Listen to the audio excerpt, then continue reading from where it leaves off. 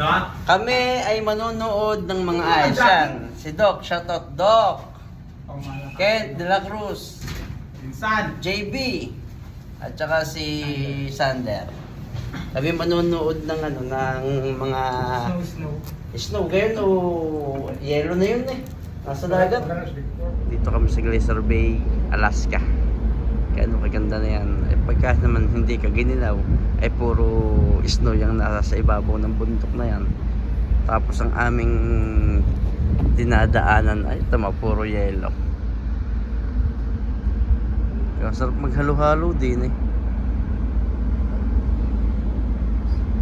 Yan, maghapon kami ganito ng ganito lang dito, mamamasyal. We are now approaching our viewing spot for the Marjorie and Green Pacific Glaciers. Marjorie Glacier is the stunning wall of white Napakaganda nga ice naman. to the port or left side of the ship, and the Green Pacific and Ferris glaciers are dead ahead in front of us. Hindi dinadayo They dito almost eh. look like a pile of dark gray rocks with some patches of snow on it.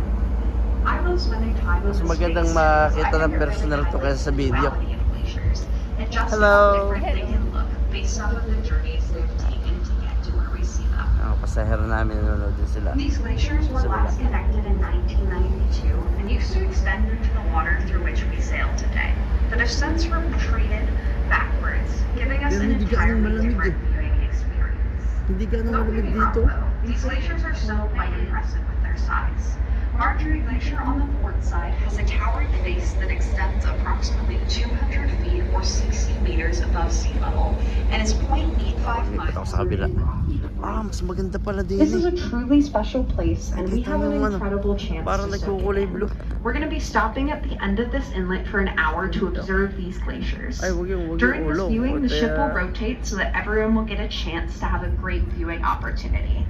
I highly encourage you to get outside during this time, though.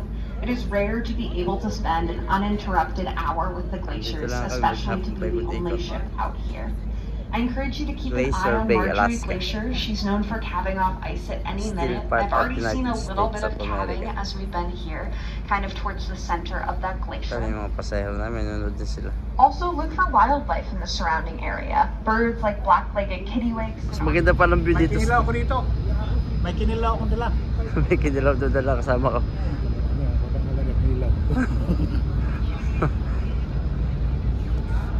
Mas maganda pa ng view dito.